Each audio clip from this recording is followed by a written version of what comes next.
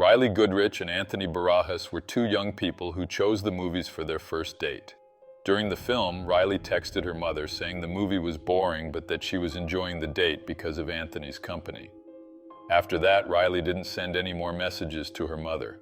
When the movie ended and the theater lights came on, an employee went in to clean and found the bodies of Rylee and Anthony.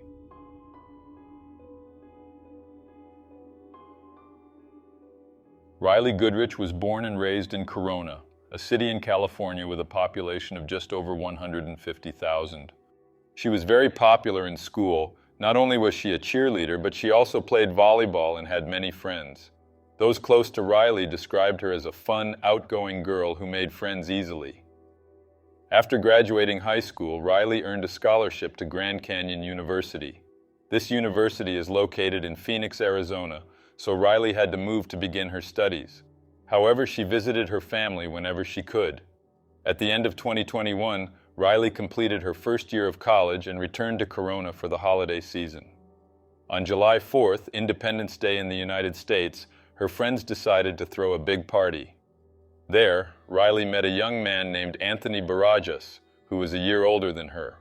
Anthony Michael Barajas was born on August 9, 2001. He was the son of Brian and Catherine Barajas. From a very young age, Anthony's family noticed that he had a special gift for communication. He could talk to anyone about almost any topic. His parents said he had a level of maturity and self-confidence far beyond his age. At school, Anthony was described as an excellent student and a great athlete. In addition to playing soccer regularly, he also practiced martial arts. Anthony was very popular on TikTok. He created an account on the platform in 2019 and posted various comedy videos. Over time, his videos began attracting public attention, and within 2 years, he had nearly 1 million followers.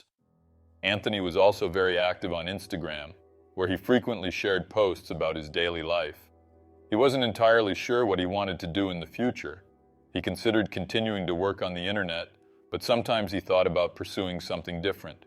At the 4th of July party, Anthony and Rylee talked a lot and liked each other. They exchanged contacts and kept talking in the following days.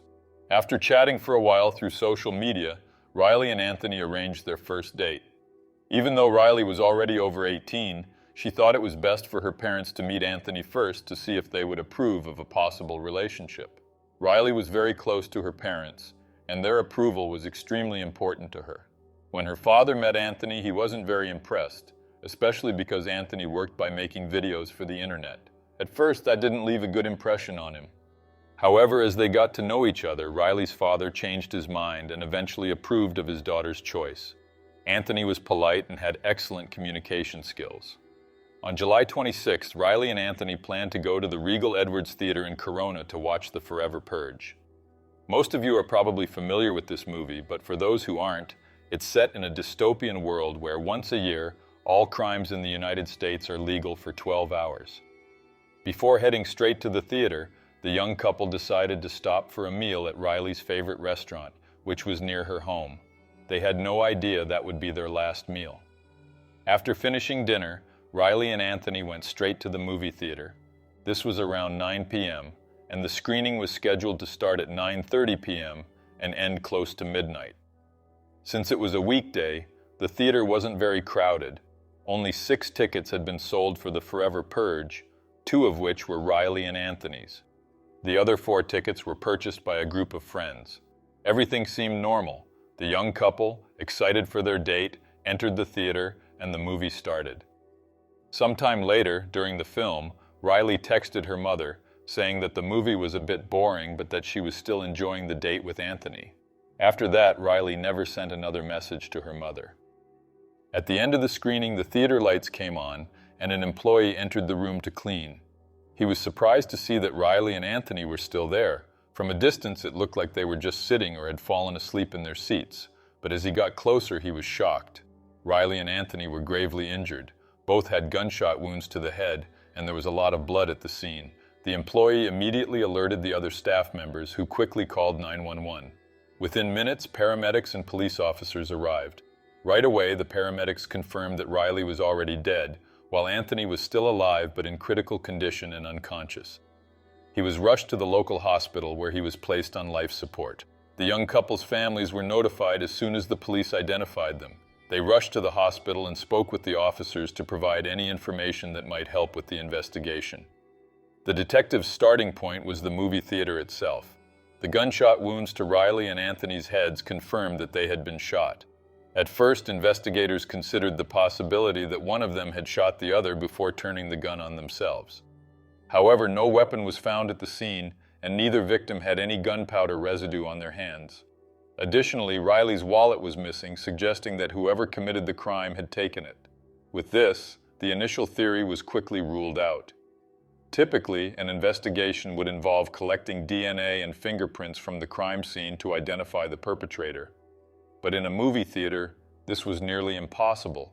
Due to the high number of visitors, there were hundreds, if not thousands, of DNA traces and fingerprints. Because of this, detectives had to take a different approach. As the police worked to identify the person behind this brutal crime, the tragic story of Rylee and Anthony reached the media and quickly gained attention. The case was widely reported, and the news spread rapidly across California. Many people were shocked and wondered how something like this could happen in a movie theater without anyone noticing. In fact, some reports from that time mentioned that people became afraid to go to the movies, fearing that something similar could happen to them. That fear was understandable, as the killer was still at large, meaning they could strike again. It didn't take long for news of the crime to spread beyond California. Soon, the entire United States knew what had happened to the young couple. The media couldn't do much to help, as there wasn't even a suspect sketch at that point. All they could do was report on the crime. Back to the investigation, detectives spoke with all the theater employees. That's how they discovered that only 6 tickets had been sold for that screening. This was a positive lead because with 2 tickets belonging to Rylee and Anthony, only 4 other people were on the suspect list. Police theorized that perhaps all 4 were involved in the crime. That's because it would have been nearly impossible for none of them to hear the sound of 2 gunshots inside the closed environment of a movie theater. Officers assumed that if only 1 or 2 of them were responsible, the others would have heard the gunshots and alerted the theater staff. However, police later realized that the movie playing at the time was a violent film, with many loud action scenes featuring gunfire. The shooter could have easily taken advantage of one of those moments to fire the shots without drawing attention. This didn't rule out the possibility that all 4 were involved, but it did explain why, if they were innocent, they might not have noticed the gunfire due to the movie's noise. Detectives tried to gather more information about these 4 individuals from theater employees, but since IDs weren't required for ticket purchases, police only had a physical description. According to sources, the suspects were 4 young men who appeared to be of Hispanic descent and seemed to be together as a group of friends. With this information in hand, the police worked hard to track down these 4 individuals. Later, they received multiple anonymous tips, which led them to an address on Envoy Street in El Cerrito. A police team quickly went to the location where they found a trailer. Inside was a young man named Joseph Jimenez Jr. Officers questioned Joseph, but his answers were incoherent. During a search of the trailer, police found a firearm in Rylee Goodrich's wallet. Joseph was immediately arrested and the gun was seized. Officers noticed that the weapon was the same caliber as the one used in the attack on Rylee and Anthony. They sent the gun for forensic testing, and ballistics confirmed it was the exact weapon used in the crime. Even when confronted with this evidence, Joseph denied any involvement. A background check revealed that he had no prior criminal record. Later, police were able to identify and locate the other 3 young men who had been at the theater with Joseph Jimenez. When questioned, they confirmed they were friends but denied any involvement in the crime. According to them, Joseph had been acting very strangely in the hours leading up to the movie. They said Joseph was mumbling and talking to himself, almost as if he were out of his mind. After purchasing their tickets, the 4 friends entered the theater and took their seats. Joseph continued acting strangely, talking to himself and even shouting at times. At one point during the movie, Joseph told his friends he needed to go to the bathroom. However, instead of going to the restroom, he went to his car in the parking lot and retrieved a box. Joseph returned to the theater holding the box and sat back down next to his friends. When they asked him what was inside, Joseph replied that it was a gun. At first, they thought he was joking, but his continued strange behavior made them uneasy. Fearing for their safety, the three friends told Joseph they were going to the restroom and would be back soon. In reality, they were too scared to stay and decided to leave. They later told the police they had no idea what Joseph intended to do with the gun, but they were too frightened to confront him. They considered trying to convince him to leave, but they were afraid that if he got upset, he might shoot them. After Joseph's friends left, only he, Rylee, and Anthony remained in the theater. At some point during the movie, Joseph stood up from his seat and walked toward the young couple. Rylee and Anthony didn't realize Joseph was heading toward them since they were seated in a row in front of the one where Joseph and his friends had sat. As he approached, Joseph pointed the gun at the back of Rylee's head and fired. Rylee didn't have time to react. According to medical experts, she died instantly. Hearing the gunshot, Anthony lifted his head above the seat and looked back. At that moment, Joseph fired again, this time hitting Anthony in the eye. Afterward, Joseph put the gun back in the box, stole Rylee's wallet, and ran out of the theater. He went to the parking lot, got into his car, and fled the scene. According to the police, Joseph did not know the victims, and the attack was a senseless and deliberate act. Due to Joseph's strange behavior reported by his friends on the day of the crime, authorities speculated he might have a mental disorder or was under the influence of a psychoactive substance. In a later statement, Joseph confessed to the crime but claimed he suffered from schizophrenia. According to Joseph, on the day of the crime, he had been hearing voices from someone he referred to as Abigail. Joseph mentioned that he hadn't been taking his medication for several days because he was unable to buy it, and as the days passed, the voices in his head grew louder. He said that these voices were warning him that he was in danger because the teenagers of Corona wanted to kill him. Joseph then decided to buy a gun to defend himself, and it was with that gun that he took the lives of Rylee and Anthony, allegedly at the command of the voices in his head.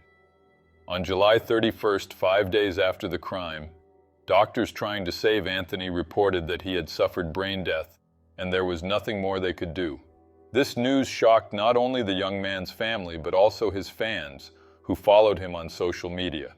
Despite everyone knowing how critical Anthony's condition was, they still held on to hope that he could be saved.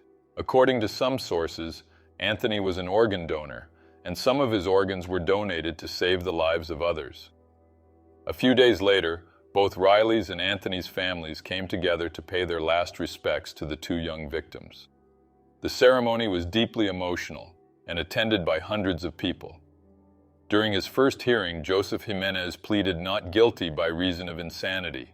His lawyer argued that he had schizophrenia and that on the day of the crime, the defendant was mentally unbalanced. Because of this, authorities decided to send Joseph for tests to determine if he indeed suffered from any mental disorder. This led to the process dragging on for more than 2 years, only concluding in 2024. In February 2024, Joseph Jimenez Jr. stood trial. The defense's main argument remained the same, claiming that Joseph suffered from schizophrenia and, due to not taking his medication, experienced a mental imbalance. The tests performed on Joseph confirmed that he indeed suffers from this mental disorder, but evidence collected during the investigation revealed that he wasn't as mentally unstable on the day of the crime. The prosecution presented videos filmed by Joseph using his cell phone on the day of the crime, in which he displayed normal behavior. Furthermore, the prosecution argued that if the defendant had truly been mentally unbalanced on the day of the crime, he wouldn't have stolen Rylee's wallet after killing her. According to the prosecution, this act of stealing made it clear that he knew exactly what he was doing that day. A friend of Joseph's named Carlos Gonzalez, one of the friends who was with the defendant on the day of the crime, testified during the trial. According to Carlos, Joseph suddenly began acting strangely, and after showing the gun, he and the other friends became scared and decided to leave. Carlos said that if he had known what was going to happen, he would have tried to stop it in some way. At the end of the trial, the judge concluded that Joseph was sane on the day of the crime and was fully aware of his actions. As a result, Joseph Jimenez Jr. was sentenced to life imprisonment without the possibility of parole. Currently, Joseph is incarcerated in a California state prison where he will spend the rest of his life.